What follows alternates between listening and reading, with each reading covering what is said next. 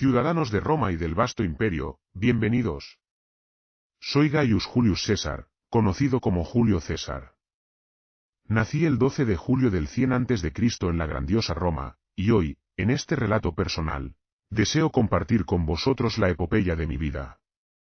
Pero antes de sumergirnos en los eventos que definieron mi existencia, permítanme adelantar un poco de lo que está por venir.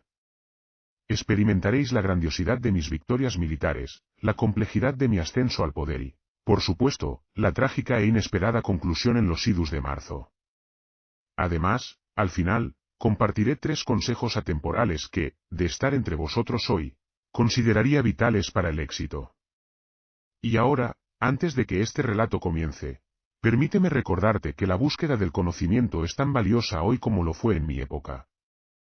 No olvides suscribirte al canal de Memorias Desenterradas, donde personajes históricos como yo comparten sus relatos de primera mano. Al hacerlo, no solo contribuyes al crecimiento de este canal, sino que también te sumerges en las vidas de aquellos que forjaron el curso de la historia.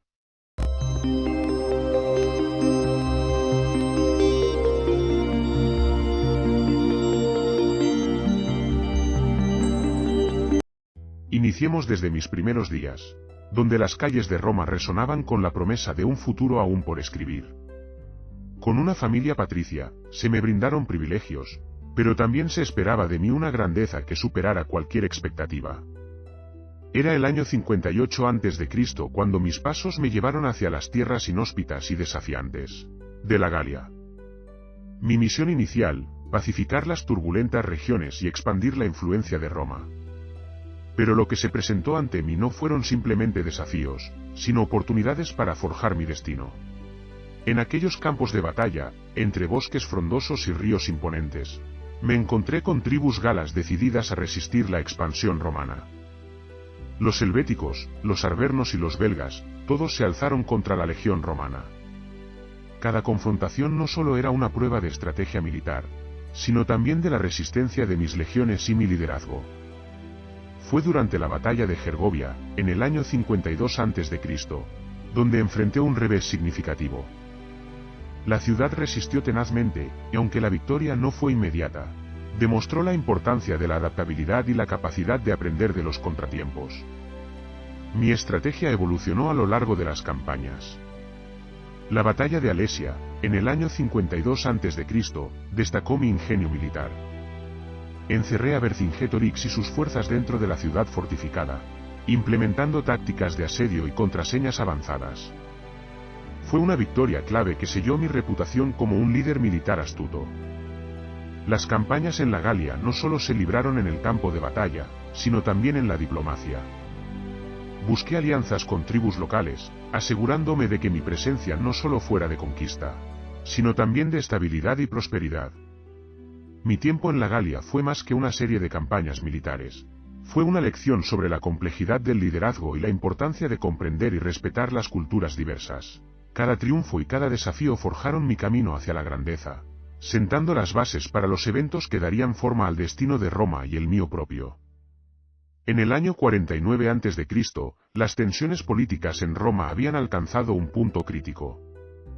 Mi mandato como gobernador de las Galias estaba llegando a su fin, y el Senado romano me exigía renunciar a mi comando militar antes de regresar a la ciudad eterna. Aquí, en las orillas del Rubicón, se planteó ante mí una decisión que resonaría a través de la historia. El río Rubicón marcaba la frontera entre la Galia Cisalpina, donde ejercía mi mando, y el territorio romano.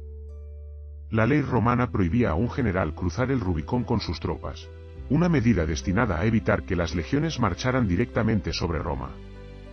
En ese momento crucial, reflexioné sobre las consecuencias de mis acciones. ¿Debería someterme a las demandas del Senado y renunciar a mi comando? ¿O debería desafiar las órdenes y cruzar el Rubicón, desencadenando así la guerra civil? Fue entonces cuando pronuncié la famosa frase alea iacta est, la suerte está echada, y tomé la decisión audaz de cruzar el Rubicón con mis tropas. El acto de cruzar el Rubicón marcó el inicio de una serie de eventos que sumieron a Roma en la guerra civil. Las fuerzas leales al Senado, lideradas por Pompeyo, se enfrentaron a mis legiones en una lucha por el control de la República. La guerra civil que se desató se conocería como la Guerra Civil Romana, y sus consecuencias transformarían el curso de la historia romana. A lo largo de esta guerra, que abarcó desde el 49 hasta el 45 a.C., se libraron batallas cruciales en Hispania, Grecia y Egipto. La batalla de Farsalia, en el año 48 a.C., fue decisiva y marcó mi victoria sobre las fuerzas de Pompeyo. Mi decisión de cruzar el Rubicón y desafiar al Senado no solo fue un acto de desafío, sino también un punto de no retorno. Después de la Guerra Civil Romana, en el año 44 a.C., emergí como el hombre más poderoso de Roma. Fui nombrado dictador perpetuo, una posición que generó admiración y temor por igual. Con el control absoluto sobre la República, aspiraba a transformarla en un imperio que perdurara a lo largo de los siglos. Mi dictadura perpetua no fue simplemente un acto de poder desmedido, fue un intento de estabilizar y reformar una Roma que enfrentaba tensiones internas y externas. Mi liderazgo se centró en la restauración de la autoridad del Estado y la mejora de la vida de los ciudadanos romanos.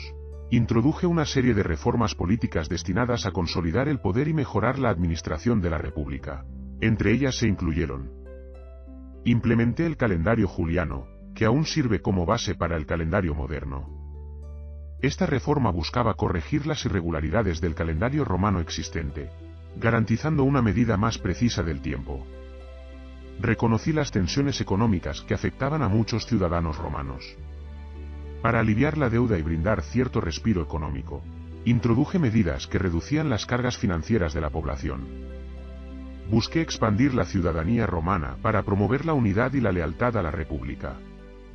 Este acto, aunque controvertido en algunos círculos, reflejó mi visión de una Roma inclusiva y fuerte. Mi enfoque no solo estaba en la consolidación del poder, sino también en la creación de una Roma que prosperara bajo un liderazgo sólido. Sin embargo, el poder absoluto también generó desconfianza y resentimiento entre aquellos que veían mi dictadura como una amenaza a las instituciones republicanas. A medida que implementaba estas reformas, las tensiones crecían, y la sombra de la conspiración se cernía sobre mí.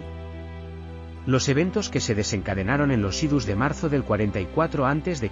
llevaron a mi asesinato, marcando el fin de mi dictadura perpetua y dando paso a una nueva fase en la tumultuosa historia de Roma. Llegamos al fatídico 15 de marzo del año 44 a.C., los idus de marzo, un día que resonaría en los anales de la historia romana. Mis acciones como dictador perpetuo y las tensiones generadas por mi ascenso al poder habían creado un ambiente de desconfianza y conspiración entre los senadores romanos. La trama para poner fin a mi liderazgo y restaurar la República llegó a su punto culminante en el Senado.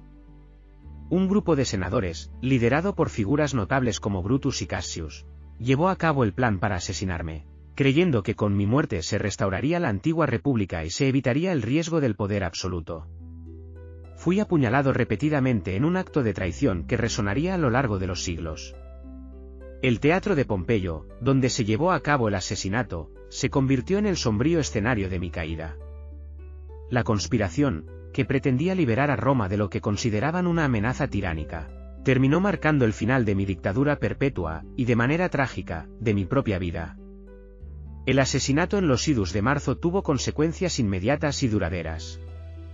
La estabilidad que buscaba instaurar con mi liderazgo absoluto se vio reemplazada por una nueva oleada de conflictos y luchas por el poder. La República, lejos de ser restaurada, ingresó en una nueva fase de convulsión y transformación. Mi muerte no solo fue el final de un líder, sino el comienzo de un capítulo tumultuoso en la historia romana. Las conspiraciones, las guerras civiles y la eventual instauración del Imperio Romano bajo Augusto fueron las secuelas de aquel fatídico día en los idus de marzo. Así concluyó mi vida, pero mi nombre y mi legado pervivieron a través de las eras, convirtiéndome en una figura inmortal de la historia romana. Ahora, al cierre de este relato, comparto 3 consejos intemporales que, de haber caminado entre vosotros hoy, consideraría cruciales. La astucia en la estrategia. La astucia y la estrategia son las herramientas del líder. Dominadlas y conquistaréis cualquier desafío. Forjar alianzas sabias. En la vida y la política, las alianzas sabias son pilares de fortaleza. Uníos con aquellos cuyos objetivos se alineen con los vuestros. Adaptabilidad ante la adversidad. La adaptabilidad es la esencia de la supervivencia. Ante la adversidad, buscad nuevas sendas y floreceréis. En resumen, mi vida fue una odisea de poder, ambición y sacrificio. Este relato, aunque solo rasque la superficie, captura la esencia de mi existencia. Que estos consejos inspiren vuestros propios caminos hacia la grandeza. Roma Eterna, gracias por permitirme compartir mi historia contigo. Y antes de que abandonéis este relato, recordad que el conocimiento es un tesoro que perdura. No olvidéis suscribiros al canal de Memorias Desenterradas, donde personajes históricos como yo comparten sus relatos de primera mano. Cada suscripción no solo alimenta el crecimiento del canal, sino que también os brinda la oportunidad de sumergiros en las vidas de aquellos que forjaron el curso de la historia. Haz clic en ese botón de suscripción y no te pierdas ni una sola memoria desenterrada. Hasta la próxima.